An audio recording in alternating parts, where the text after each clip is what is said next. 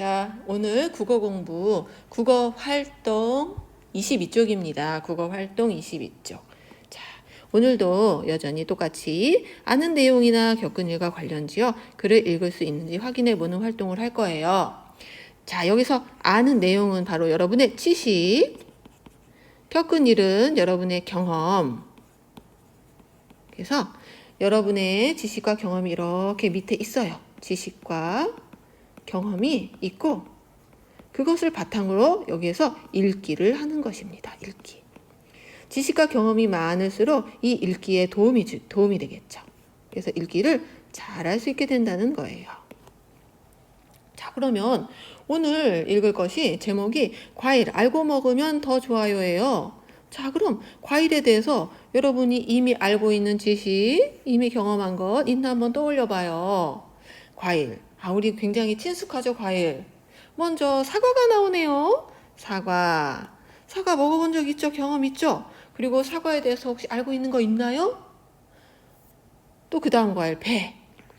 배에 대해서. 배 먹어본 적 있어요. 그 경험이 있네요. 또 배에 대해서 알고 있는 지식 있나요? 혹은 복숭아. 포도에 대한 경험과 지식. 대추에 대한 경험과 지식. 밤에 대한 경험과 지식. 감에 대한 경험과 지식.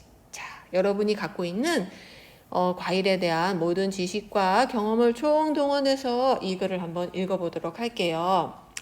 과일을 좋아하는 친구는 이 글이 더 흥미있을 거고요. 아마 잘 이해될 거고요. 과일을 좋아하지 않아도 과일에 대해서 좀 알고 있는 것이 있었던 사람이라면 또 이 글을 흥미있게 읽고 이해하기 쉬울 거예요. 자, 그럼 선생님과 같이 읽어보겠어요.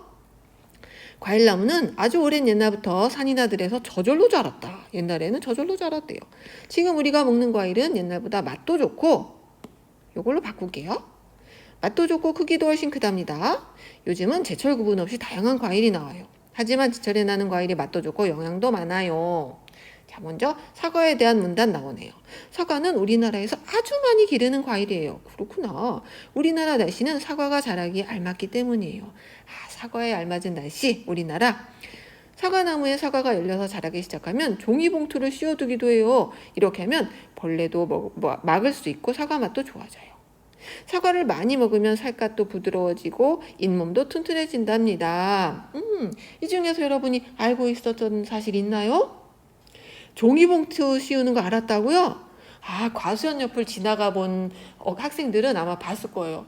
왜 저렇게 종이봉투가 있지? 그래서 옆에 어른께 여쭤봤더니 벌레 먹지 말라고 저렇게 과일에다가 종이봉투 씌워 놓은단다.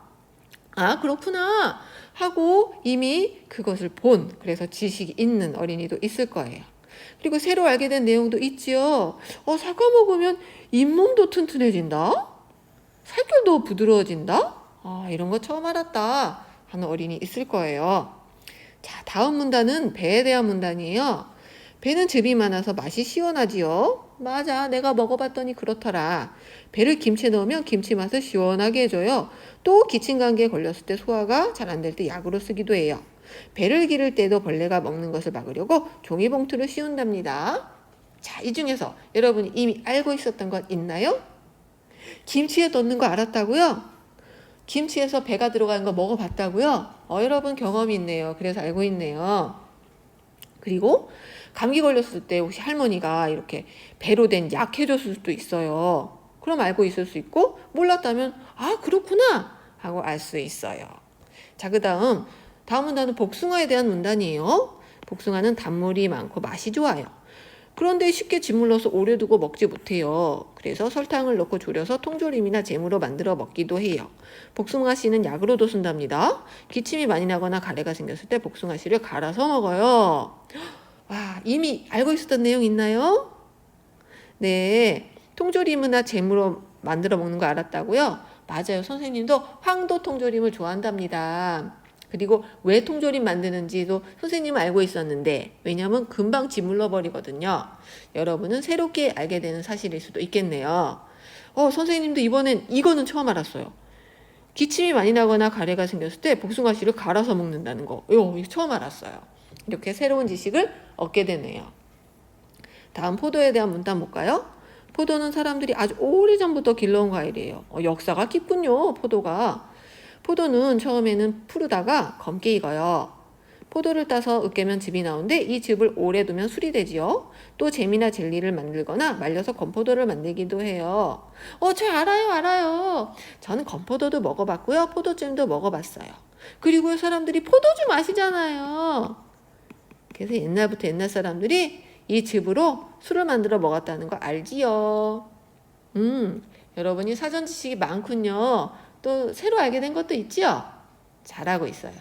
자, 다음은 대추에 대한 문단 읽어보겠어요. 대추는 그냥 먹기도 하지만 말려서 떡이나 약밥에도 넣어요. 과일 가운데 으뜸으로 줘요. 또 약으로도 써요. 대추를 많이 먹으면 오줌이 잘 나오고 몸도 튼튼해져요. 이미 알고 있었던 사실 있나요? 말린 대추 말려서 먹는다. 맞아요. 약밥에 꼭 말린 대추 들어가더라고요. 선생님도 근데 이건 처음 알았어요. 과일 가운데 으뜸이래요. 몰랐어요. 약으로도 쓴대요. 그래서 아마 으뜸인가 봐요. 자, 오줌이 잘 나오고 몸이 튼튼해진다고 하네요. 아마 그래서 옛말에 대추 보면 꼭 먹으라 이런 말이 있어요. 그래서 선생님도 대추 보면 꼭 먹어요. 이래서 그랬구나. 과일 가운데 으뜸이니까. 인지 알았네요. 자, 마지막 문단. 마지막이 아니네. 밤에 대한 문단. 밤은 제사상에서 빠질 수 없는 과일이에요. 정월 대보름이 되면 밤이나 잣이나 땅콩이나 호두를 깨물어 먹는 풍습이 있어요. 정월 대보름에 먹는 딱딱한 과일을 부럼이라고 해요. 우리 조상은 부럼을 깨물면 이도 튼튼해지고 부스럼도 안 생기며 더위도 타지 않는다고 믿었어요. 알고 있었던 사실 있나요? 제사상에서 저 밤 봤어요. 그래요. 그리고 정월 대보름에 이 부럼 먹는 풍습 알고 있었다고요? 그래요. 모르는 사람은 또 이번 기회에 알게 돼요. 우리 조상이 왜 정월 대보름에 부럼을 먹었냐? 이렇게 생각했기 때문이에요. 이도 튼튼해지고 부스럼도 안 생긴다. 부스럼은 피부에 생기는 피부병을 말해요. 이거 먹으면 부럼 먹으면 이 튼튼해지지? 피부병 안 생기지? 더위 안 타지? 그러니 정월 대보름엔 정말 부럼을 아그작 먹어야겠네요. 자, 마지막 문단. 감. 잘 익은 감은 물렁물렁하고 달아요. 덜 익어서 딱딱하고 떫은 땡감도 소금물에 며칠 담가두면 떫은 맛이 감쪽같이 사라지지요. 감은 껍질을 벗긴 뒤에 말려서 곶감을 만들어 먹기도 해요. 단감은 홍시가 되기 전에도 맛이 달아요. 자, 이미 알고 있었던 지식, 경험 있나요? 곶감 먹어봤다고요? 그래요. 감을 말리면 곶감이 되죠? 그리고 새로 알게 된 사실도 있다고요? 소금물에 담그면 떫은 맛이 사라진다. 이거 새로 알았어요. 선생님도 그래요. 자, 이 과일에 대한 이 글은 새로운 지식이 굉장히 많이 들어있네요. 우리 과일 박사 되겠어요. 이런 글을 읽다 보니까. 자, 그럼 이제 마지막 쪽 정리해 보도록 하겠어요. 과일과 관련된 내용으로 알맞은 것에 동그라미 표 해보겠습니다. 과일과 관련된 내용으로 알맞은 것 찾아보겠습니다. 우리 조상은 부럼을 깨물면 이도 튼튼해지고 부스럼도 안 생기며 더위도 타지 않는다고 믿었어요. 어때요? 맞죠? 그렇게 믿었대요. 그래서 정월 대보름에 부럼 깨먹었대요. 다음, 포도는 처음엔 검다가 점점 푸르게 익어요. 어때요? 반대라고요? 맞아요. 처음엔 푸르고 나중에 검어지지요. 아니에요. 기침이 많이 나거나 가래가 생겼을 때 복숭아 껍질을 갈아서 먹어요. 어때요? 아니라고요? 그럼 갈아 먹는 건 뭐였죠? 씨앗이었어요. 네. 다음. 과일 알고 먹으면 더 잘 읽고 알고 있는 내용, 새롭게 한 내용, 더 알고 싶은 내용 정리해보는 활동 하겠어요. 교과서의 칸은 좀 작더라고요. 간단히 줄여 써보도록 해요. 먼저 알고 있었던 내용. 뭐 알고 있었어요? 뭐 알고 있었어요?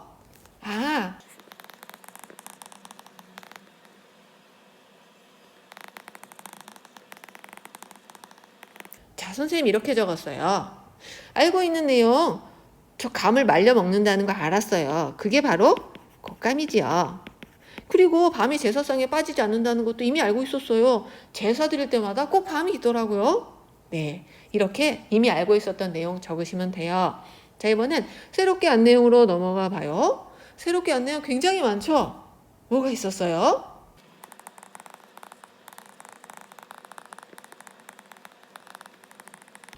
자, 이렇게 적었어요. 기침가래가 날 때 복숭아 씨앗을 갈아 먹는다는 것을 알게 되었어요. 자, 더 알고 싶은 내용 있나요? 자, 몸에 좋은 또 다른 과일에 대해서도 알고 싶을 수 있고, 혹은 요즘에는 외국에서 수입해온 과일도 많지요. 그 과일은 또 어떤 효능이 있나 알고 싶을 수도 있겠어요. 여러분이 알고 싶은 거 적으시면 돼요. 자, 그래서 우리가 지금 뭘 했냐면 알고 있는 내용 이미 알고 있었던 거, 그러니까 여러분이 이미 갖고 있었던 지식이죠? 그거 적어봤고요. 새롭게 안 내용, 이건 뭔가요? 배운 것, 새로 배운 것.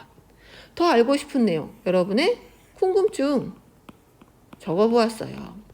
여러분이 읽기 활동을 할 때는 이 세 가지, 지식, 배운 거, 궁금증이 서로 어우러지면서 점점 지식의 양이 늘어가는 거예요. 그래서 이미 배경 지식이 많게 돼서 새로운 책을 읽게 됐을 때 더 쉽게 이해하고 받아들일 수 있는 거예요. 자, 읽기 활동이란 이렇게 재미있고 아주 활동적인 것이랍니다. 자, 그럼 마지막 아는 내용이나 겪은 일과 관련지어 글을 읽었는지 확인해 봅시다. 아는 내용이나 겪은 일과 관련지어 글을 읽었나요? 여러분이 곶감 먹어본 경험, 여러분이 건포도 먹어본 경험, 여러분이 제사상에서 밤을 본 경험, 자, 그런 것을 떠올리며 읽었으면 잘했어요. 매우 잘함. 새롭게 한 내용이나 더 알고 싶은 내용도 정리했었나요? 이 부분 썼어요. 여기 이런 데 썼어요? 썼으면 두 동그라미. 잘했어요. 자, 읽기 활동은 이렇게 하는 거예요. 이미 알고 있는 나의 지식과 경험을 총동원해서 열심히 읽어내는 거예요. 그러면 나의 지식과 경험이 점점 더 늘어서 여러분이 생각주머니의 부자가 되는 거랍니다. 자, 오늘 국어 공부도 열심히 잘하셨습니다.